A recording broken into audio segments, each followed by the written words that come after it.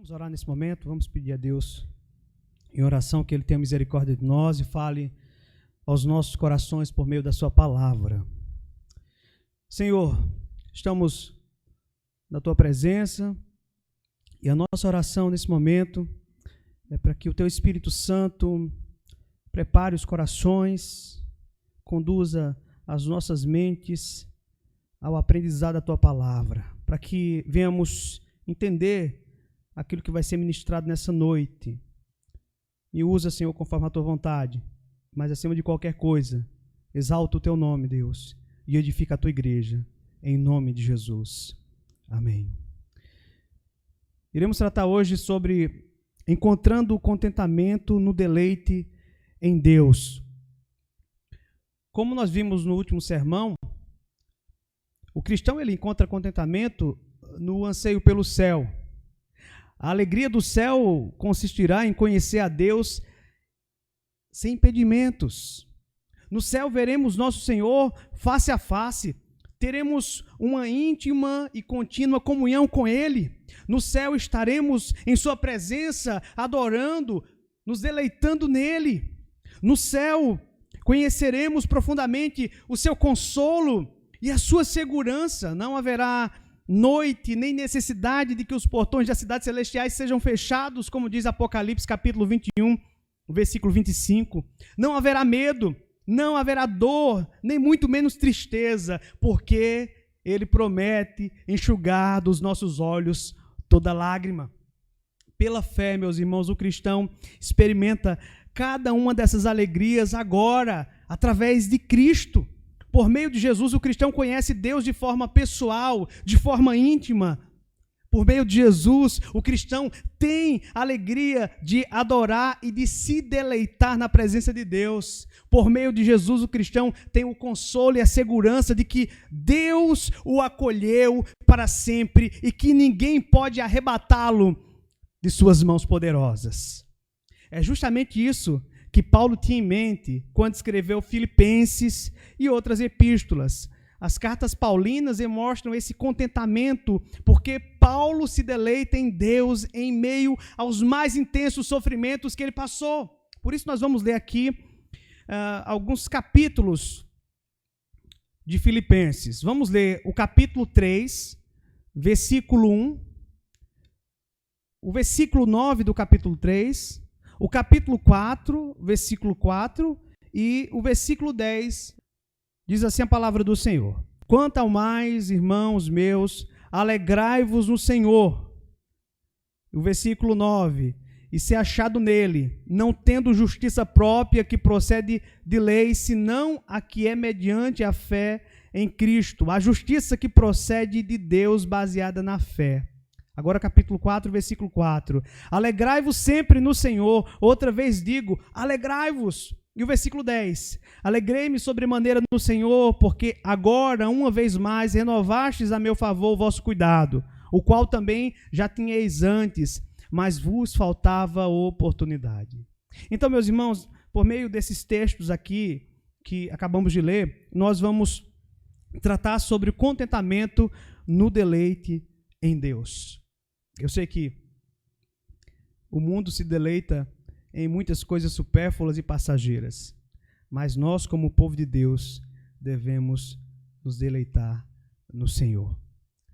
Em primeiro lugar, então, o cristão ele encontra contentamento hoje na alegre comunhão com Cristo. Dois temas dominam aqui a carta de Paulo aos Filipenses: a alegria do crente e a sua união com Cristo. Esses temas estão inseparavelmente entrelaçados. União com Cristo é simplesmente outra maneira de dizer que o crente tem um relacionamento com Cristo. Esse relacionamento, meus irmãos, é a fonte que faz transbordar alegria no coração do cristão. O homem é um ser social, foi feito para se relacionar com outras pessoas.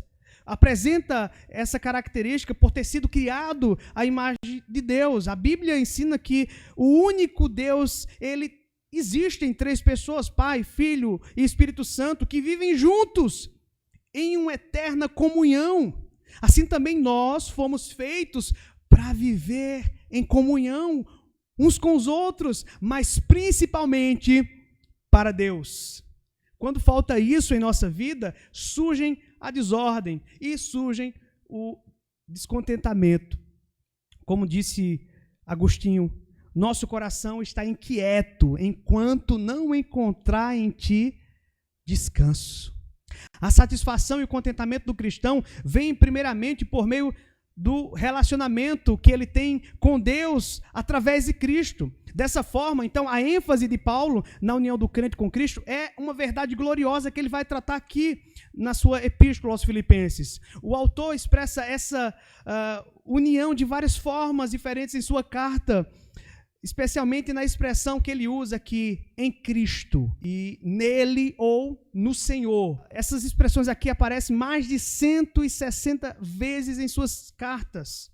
Sendo assim, não é de surpreender que a linguagem que expressa a união com Cristo seja tão predominante aqui em Filipenses. Ela fundamenta toda a discussão de Paulo nessa carta. Veja, Paulo começa se dirigindo aqui a todos os santos. Logo no início de sua carta, no versículo 1 do capítulo 1, ele diz então que escreve a todos os santos em Cristo, que vivem em Filipos. Ele declara que sua prisão é em Cristo, no versículo 13 do capítulo 1. O orgulho dos filipenses aumenta em Cristo Jesus. São exortados em Cristo, ele diz isso aí no capítulo 3, versículo 3, no capítulo 1, versículo 26, e também no capítulo 2, versículo 1, o próprio Paulo diz que tem esperança e confiança no Senhor. Paulo também fala de conhecer Cristo, ganhar Cristo, ser achado nele e participar dos seus sofrimentos, de sua morte, bem como do poder da sua ressurreição. Meus irmãos, Cristo Jesus conquistou Paulo e o tornou seu. É isso que ele diz no versículo 12 do capítulo 3. Paulo, por sua vez, prossegue para o alvo, para ganhar o prêmio da soberana vocação de Deus. Veja novamente a expressão, em Cristo Jesus, no versículo 14 do capítulo 3. Ele diz ainda no capítulo 4, versículo 1, que os crentes permanecem firmes no Senhor e devem concordar no Senhor. A paz de Deus guarda o coração e a mente dos crentes quando eles estão em Cristo.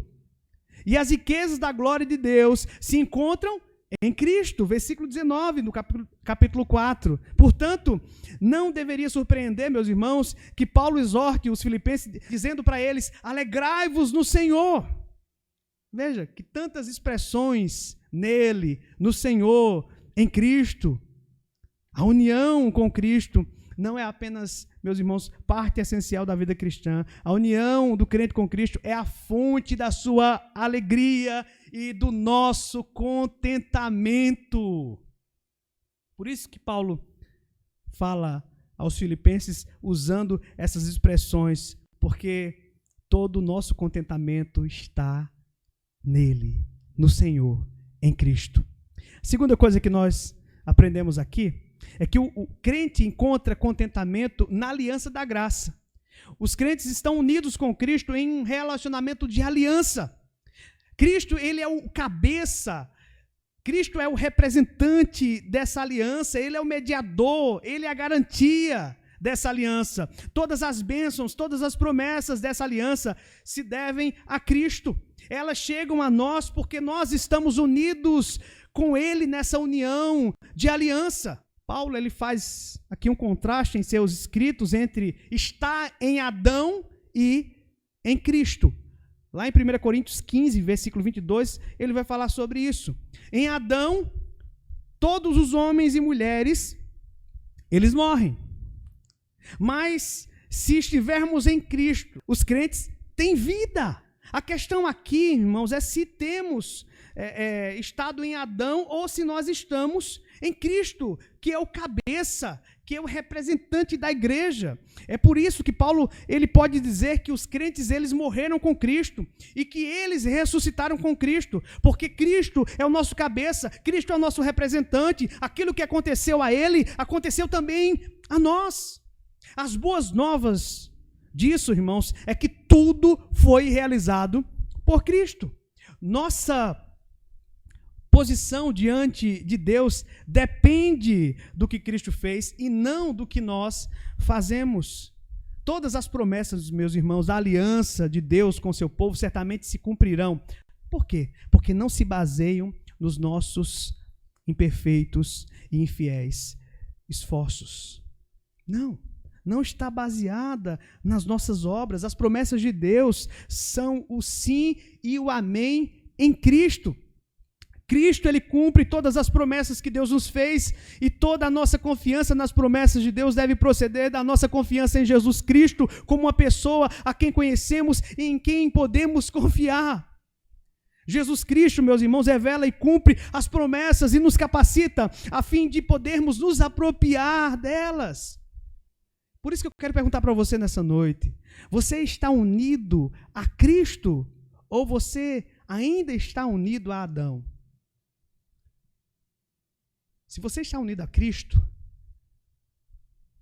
você participa dessas promessas aqui de vida. Mas se você está ainda unido a Adão, se você ainda não é um cristão verdadeiro, você está debaixo da condenação. Mas ainda há esperança. Ainda há esperança se você confessar Jesus Cristo como Senhor e Salvador da sua vida. Agora, eu quero que você perceba algo extraordinário. Os fundamentos dessa união de aliança se estendem desde toda a eternidade, meus irmãos. Deus nos escolheu em Cristo antes da fundação do mundo. Por causa disso, a união de aliança do crente com Cristo é inabalável, é inviolável. Deus, ele não muda.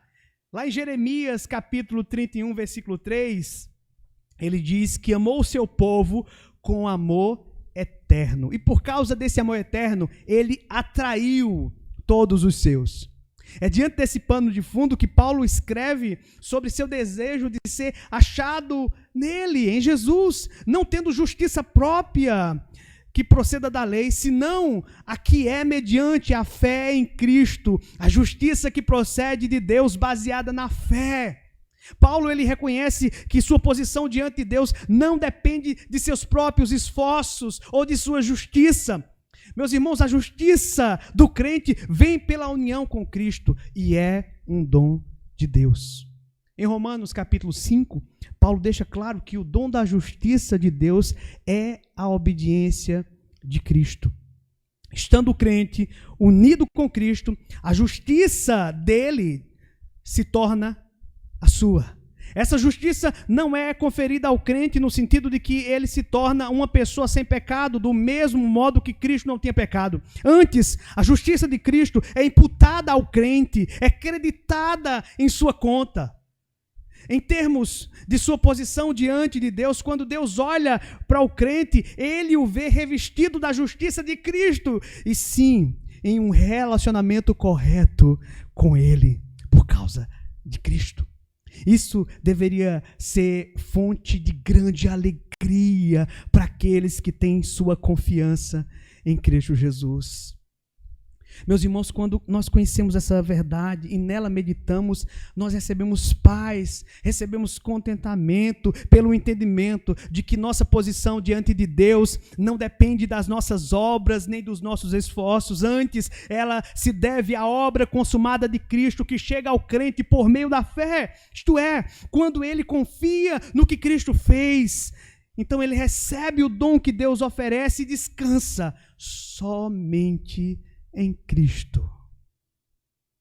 Quando os crentes sabem que estão em um relacionamento inviolável, inabalável com Deus, recebem confiança e contentamento com um espírito humilde e tranquilo. Quando Davi estava chegando ao final de sua vida, ele declarou o seguinte, lá em 2 Samuel, capítulo 23, versículo 5. Não está assim com Deus a minha casa? Pois estabeleceu comigo uma aliança eterna em tudo bem definida e segura. Não me fará ele prosperar toda a minha salvação e toda a minha esperança?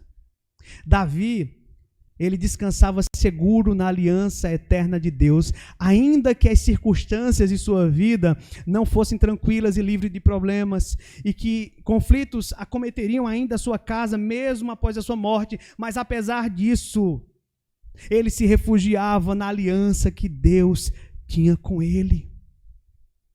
Davi conhecia a fidelidade de Deus. As promessas de Deus para a igreja são imutáveis. imutáveis. Então, os cristãos podem ficar firmes em meio a tumultos, em meio a os diversos problemas, sabendo que seu relacionamento com Deus está seguro, porque Ele estabeleceu um vínculo eterno com o seu povo por meio da vida, por meio da morte, por meio da ressurreição e ascensão do Senhor Jesus Cristo. Meus irmãos, a aliança de Deus está sempre segura, sempre firme, e nisso o crente encontra contentamento. Gênesis capítulo 15 é uma passagem das Escrituras que parece estranha aos leitores modernos da Bíblia. Nessa passagem, meus irmãos, Deus diz a Abraão, que até então era chamado de Abrão, que apresente a ele vários animais. Abraão obedece, mas também os corta ao meio e coloca as metades no chão, uma em frente da outra. Deus então faz Abraão cair em um sono profundo e passa ali entre os pedaços dos animais na forma de um fogareiro fumegante e de uma tocha acesa. Essa cena parece grotesca e sangrenta, mas qual o sentido dela? Seu sentido só pode ser compreendido quando a analisamos à luz dos antigos costumes de como as pessoas entravam naquela época em aliança umas com as outras. Veja, a cerimônia descrita em Gênesis 15 era a cerimônia básica pela qual os homens assumiam as suas responsabilidades na aliança uns com os outros. Eles então cortavam animais ao meio e os homens caminhavam ali entre os pedaços. O ato de cortar animais reflete de fato a consistência da linguagem do Antigo Testamento para descrever o entrar em aliança, literalmente em hebraico, cortar uma aliança. O sentido, então, de passar entre os pedaços do animal correspondia a dizer que aquilo que aconteceu a esses animais aconteça comigo se eu não cumprir as obrigações dessa aliança. Uma aliança era quebrada sob pena de morte. Então, a gloriosa mensagem de Gênesis 15 está no fato de Deus mostrar que se a aliança não fosse mantida, Ele mesmo seria cortado por seu povo. Foi isso que aconteceu. Deus em Cristo se torna o nosso substituto. Ele é cortado em nosso lugar. Ele é moído no nosso lugar. Isso aqui, meus irmãos, era um prenúncio da cruz, na qual Cristo, o Filho de Deus, foi morto pelos pecados do seu povo sob a aliança da graça.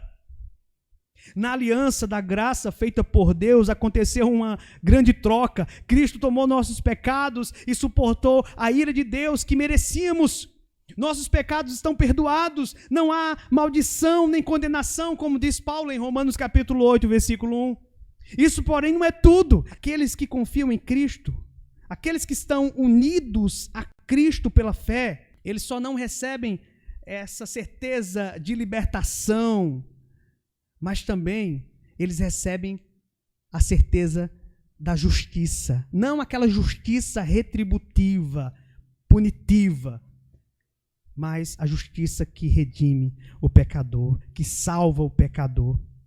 Todos precisam de uma justiça para se apresentarem diante de Deus. Não há salvação sem essa justiça. E essa justiça não está em nós, ela vem da obra gloriosa do Senhor Jesus Cristo. Alguns buscam apresentar suas próprias boas obras, mas elas não são capazes de satisfazer o padrão de Deus. Somos salvos somente pela justiça de Cristo dada a nós, meus irmãos. Essa grande troca debaixo da aliança da graça é uma grande fonte de paz para o nosso coração, é uma grande fonte de descanso para todos aqueles que são chamados pelo nome de Cristo, todos aqueles que são cristãos. Isso porque ela nos diz que a salvação não se baseia no que fazemos e nem mesmo no que nós sentimos. Somos salvos por causa da obra consumada de Cristo em nosso favor. Isso nos leva ao nosso terceiro ponto. Os cristãos, eles encontram contentamento na veracidade da aliança de Deus. No mundo antigo, incluindo o período no qual a Bíblia foi escrita, promessas eram o componente principal das alianças. Uma parte prometia fazer certas coisas e a outra prometia responder à altura. Se olharmos novamente para Gênesis 15, veremos que a cerimônia da aliança está envolta ali pelas promessas de Deus a Abraão.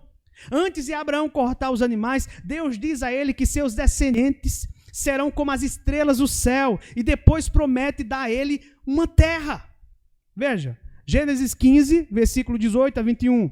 Naquele mesmo dia, fez o Senhor aliança com Abraão, dizendo: a tua descendência dei esta terra, desde o rio do Egito até ao grande rio Eufrates, o Queneu, o Quenezeu, o Cademoneu, o Eteu, o Ferezeu, os Refaíns, o Amorreu, o Cananeu, o Girgazeu e o Jebuseu.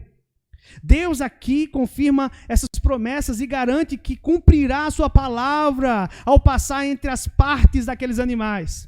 Da mesma forma, a morte de Cristo dá ao cristão segurança de que as promessas de Deus se concretizarão, como Paulo expõe lá em 2 Coríntios 1, 20.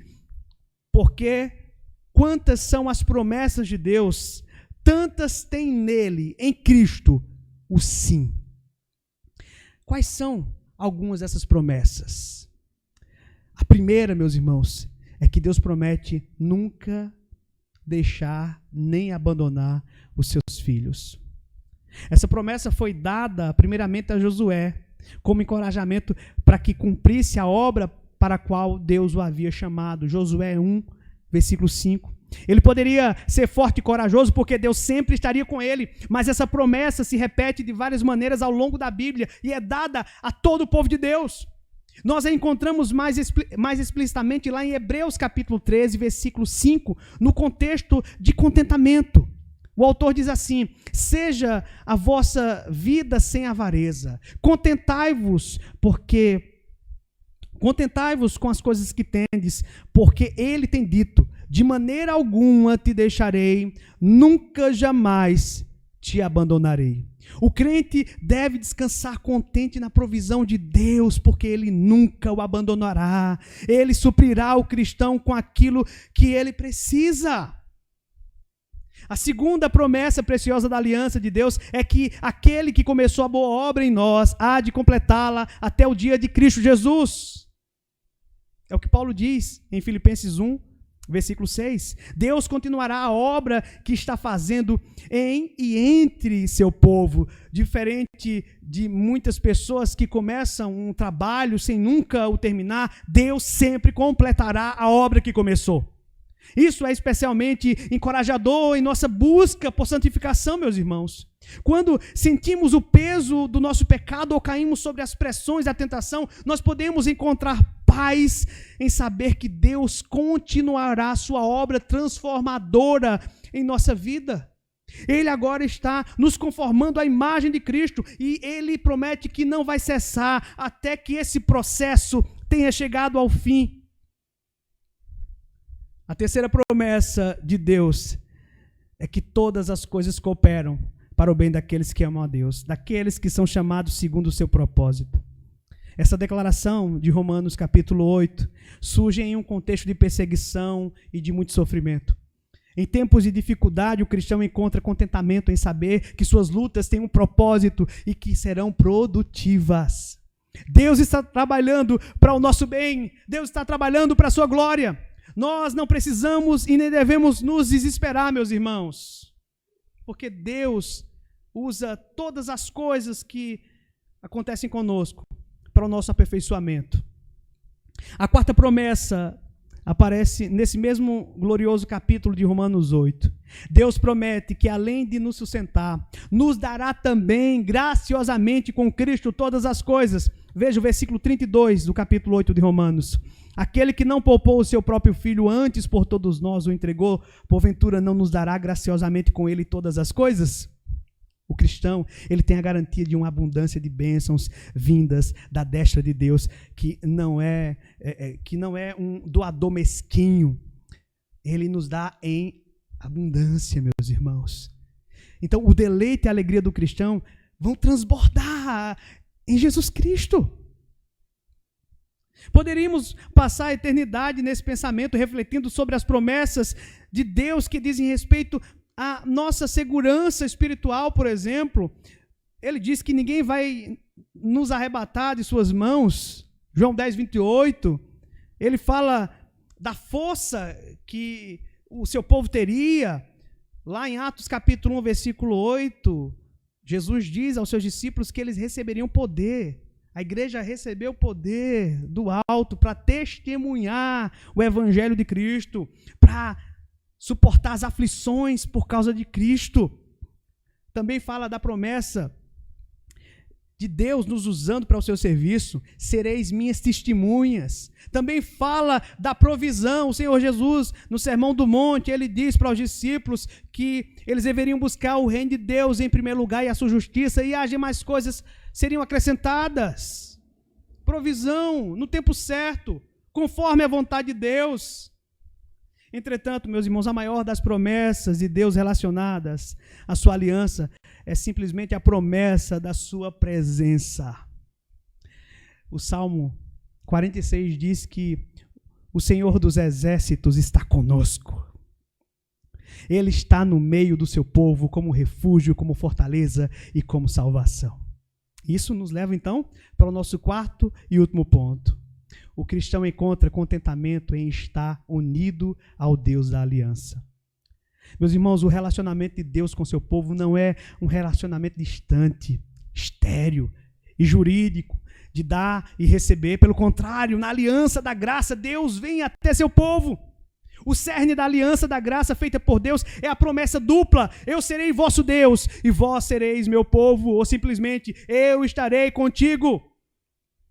Na aliança da graça, Deus toma um povo para si, para ser seu tesouro pessoal. Ele promete habitar no meio deles. Deus promete não apenas estar com eles, mas estar neles. Deus faz morada no coração de cada indivíduo do seu povo por meio do seu Espírito. E Jesus prometeu isso aos seus discípulos. Lá em João 14, verso 16 a 17, ele disse: e eu rogarei ao Pai, e ele vos dará outro Consolador, a fim de que esteja para sempre convosco, o Espírito da verdade, que o mundo não pode receber, porque não o vê, nem o conhece. Vós o conheceis, porque ele habita convosco e estará em vós. Perceba os dois aspectos da habitação do Espírito, convosco e em vós. O Espírito não está presente apenas em meio ao seu povo, mas está presente no seu povo, neles. Jesus continuou dizendo que a habitação do Espírito Santo não é nada menos do que sua própria presença. Naquele dia, vós conhecereis que eu estou em meu Pai, e vós em mim, e eu em vós. João 14, 20. Por causa da ação do Espírito Santo. Então, meus irmãos, o crente, ele tem uma união espiritual vital com o Senhor Jesus Cristo. Na passagem já citada de Filipenses 3, Paulo rapidamente deixa de falar sobre a posição do crente em Cristo por causa da justiça que lhe é imputada. Ele diz no versículo 9: e ser achado nele, não tendo justiça própria que procede da lei, senão a que é mediante a fé em Cristo, a justiça que procede de Deus baseada na fé. Agora ele fala do íntimo relacionamento do crente com Cristo. Versículo 10, para o conhecer e o poder da sua ressurreição e a comunhão dos seus sofrimentos, conformando-me com ele na sua morte. Paulo, ele deseja conhecer Cristo em cada aspecto de sua vida e de seu ser. Das alturas do poder da ressurreição às profundezas do sofrimento sacrificial. Meus irmãos, a experiência da plenitude da vida de Cristo é a vida em si e é a fonte de alegria, de paz e contentamento para o crente. Nem toda satisfação que seu cônjuge, filhos, trabalho, lazer lhe traz poderá satisfazer realmente os anseios mais profundos da sua alma. Somente uma pessoa infinita pode verdadeiramente nos satisfazer, que é o nosso Deus. Muitos acham a vida entediante e o entretenimento preenche o tédio da parte de muitas pessoas. Preenchimento não é o mesmo que realização, meus irmãos. Entretenimento pode preencher nossa existência sem sentido, mas nunca trazer realização, nunca trará a verdadeira alegria, nunca trará o verdadeiro contentamento. Somente um relacionamento íntimo com Deus por meio de Jesus Cristo pode fazer isso. O cristão pode e deve ir continuamente à fonte de sua alegria, de sua força, de sua paz e do seu contentamento. O cristão deveria ansiar por estar constantemente na presença de Cristo. Logicamente, de certa forma, porque Cristo vive em nós, está sempre conosco, mas em outro sentido, o crente precisa de períodos de íntima comunhão com Cristo, gastando tempo com a oração, gastando tempo lendo as Escrituras, louvando a Deus, meditando na palavra de Deus. É principalmente nesses momentos de doce comunhão que o cristão sente a presença de Cristo e a alegria da união com Ele. Meus irmãos, devemos refletir nessa noite sobre a nossa frequente negligência dessa íntima comunhão com o Deus vivo. Nós, nessa noite, precisamos nos arrepender. Porque quantos de nós não entendemos essa verdade, essa necessidade que temos desses momentos de doce comunhão com o nosso Deus? As disciplinas espirituais da oração e da meditação são vitais, não apenas para o poder, mas também para a paz da vida cristã, meus irmãos. Ao final de Filipenses, Paulo exorta seus leitores a praticarem essas mesmas coisas. Primeiro, ele os exorta da seguinte forma, capítulo 4, versículo 6, ele diz: não andeis ansiosos de coisa alguma, em tudo, porém, sejam conhecidas diante de Deus as vossas petições pela oração e pela súplica com ações de graças. O cristão deve orar em todo tempo e em todas as circunstâncias, mas especialmente em tempos de ansiedade. Quando oramos, a paz de Deus toma o lugar de nossas ansiedades e inquietações de espírito. Paulo diz: e a paz de Deus, que excede todo o entendimento, guardará o vosso coração e a vossa mente em Cristo Jesus. Em seguida, no versículo 8, Paulo exorta os filipenses a pensarem ou meditarem nas coisas que são verdadeiras, respeitáveis, justas, puras, amáveis, de boa fama, que têm virtude, que são dignas de louvor. Em outras palavras, o cristão deve meditar em Cristo, em seus atributos, em sua revelação que está nas Escrituras. Mais uma vez, a exortação vem acompanhada da promessa de paz, no versículo 9. Além disso, meus irmãos, as ordens para orar e meditar se encontram em um contexto de alegria e de contentamento. O crente encontra contentamento não apenas porque pratica certas disciplinas, mas, meus irmãos, porque elas lhe proporcionam íntima comunhão com Deus. As Escrituras ordenam, lá no Salmo 34, versículo 8, provai e vede que o Senhor é bom. As Escrituras prometem que há na presença de Deus delícias perpetuamente. Então a atitude do crente deve ser como a do salmista que orou: como suspira a coça pelas correntes das águas, assim por ti, ó Deus, suspira a minha alma. Salmo 42, versículo 1. Os prazeres desse mundo não podem nos satisfazer. Só Deus nos satisfaz. A alegria, o desejo, o deleite do cristão se encontram somente em Deus. De fato, às vezes Deus tira nossos prazeres terrenos, como Ele fez, permitindo toda essa calamidade sanitária em nosso mundo. Tirou nossos prazeres terrenos para que possamos encontrar um deleite muito superior em sua pessoa gloriosa. Ele precisa ser tudo para nós, meus irmãos. Apenas quando encontramos deleite nele, somente, irmãos, é que encontramos o verdadeiro contentamento. Somente nele devemos nos deleitar para que nós possamos experimentar o verdadeiro contentamento. Eu quero concluir, mas eu quero dizer mais algumas palavras, meus irmãos. Escutem, quando Charles Simon estava em seu leito de morte, alguém lhe perguntou: em que você está pensando? Ele respondeu: eu não estou pensando, estou desfrutando. Simon, ele dedicou sua vida a desfrutar da comunhão com Deus em Cristo. A comunhão da morte significou para ele uma comunhão plena e sem empecilhos com o seu Senhor. Uma vida de satisfação em Deus o levava a se alegrar, porque ele desfrutaria de uma vida futura, de delícias na presença de Deus. Por isso, meus irmãos, em vez de medo, em vez de ansiedade, Simon, ele teve satisfação em Deus. Simon, ele descansou em Deus. A sua alma se deleitou naquilo em que Deus era. Somente, meus irmãos, quando nossa vida é marcada pela comunhão com Deus, é que podemos viver e morrer em contentamento.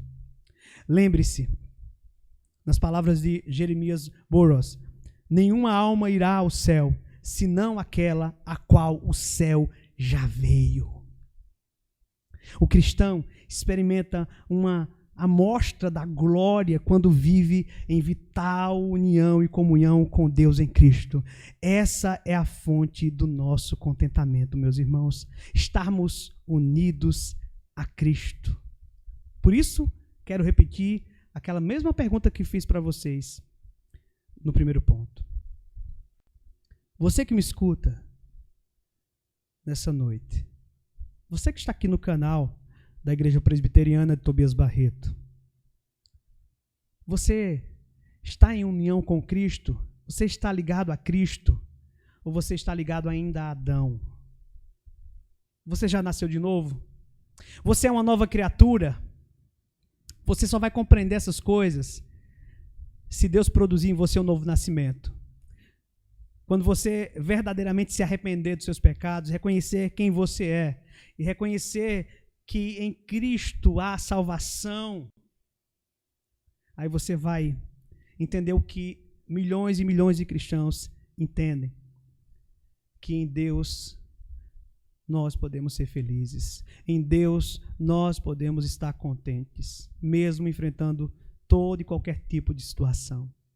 Que Deus nos ajude a vivermos essa palavra, a vivermos contente, nos deleitando nele, através da pessoa gloriosa do Senhor Jesus Cristo. Em nome de Jesus. Amém. Vamos orar nesse momento. Senhor, nós queremos te agradecer por tua palavra. E ao mesmo tempo reconhecer, Deus, que quantas vezes nos refugiamos em circunstâncias, em coisas, em objetos, em busca do contentamento. Mas nenhuma dessas coisas pode nos satisfazer. E nem nos satisfarão. Porque a nossa alma só será satisfeita em Ti. Então, Senhor, nos dá esse profundo desejo de estarmos contentes em Ti, através de Cristo.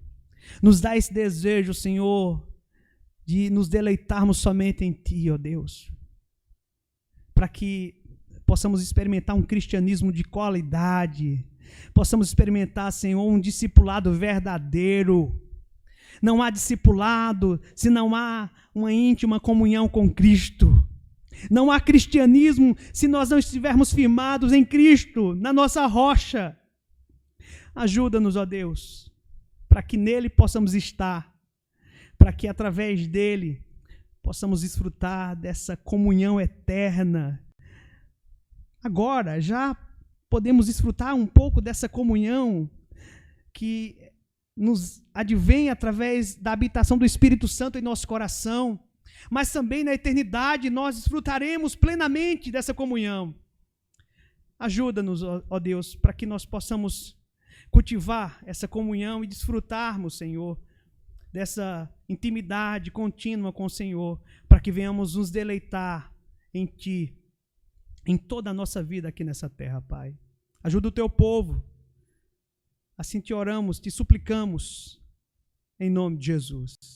Amém.